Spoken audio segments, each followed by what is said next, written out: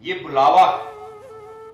जिस तरह खुदा नबियों पैगंबरों को बुलाता है, इसी तरह जब माँ और बाप एक दूसरे को मियाँ बीवी की हैसियत से कबूल करते हैं, तो उस वक्त भी आपको याद हो कि जब ये बुलावा बुलाया जाता है तो काहिन आपसे खुदा के कलाम पर हाथ रखाकर वादे करवाता है। ये फादरों सिस्टरों की बात नहीं, ये लोग भी वादे करते हैं, लेकिन ये लोग कलाम पर हाथ रखकर आपकी तरह वादे नहीं करते हैं कि खुदा तूने मुझे जिस मकसद के लिए बुलाया है। क्या मकसद है माँ बाप की जिंदगी का? कि बच्चों की परवरिश करना और बच्चों को खुदा की मर्जी के मुताबिक चलाना। खुदा का कलाम सिर्फ महदूद जगह पर खुदावंद आपको करने के लिए कहता है। महदूद कौन सी जगह है?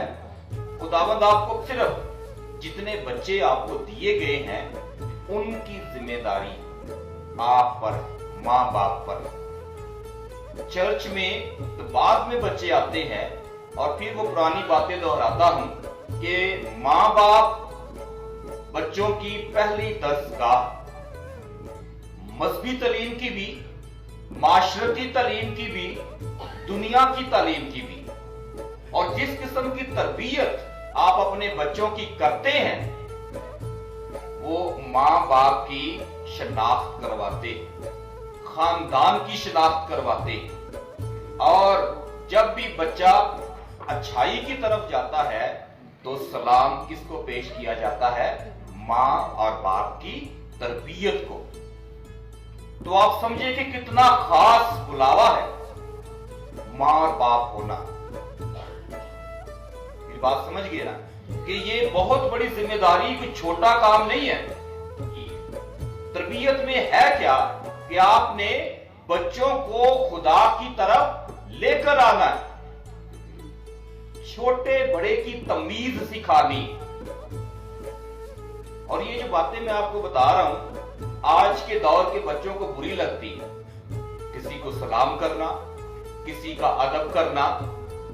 माँ बाप की लड़ाई होगी लेकिन बच्चों को यह सिखाया जाता, खबरदार पुराने बंदे को तुमने अगर सलाम किया या उससे बातचीत की। तो ये तरबियत का नुक्स है,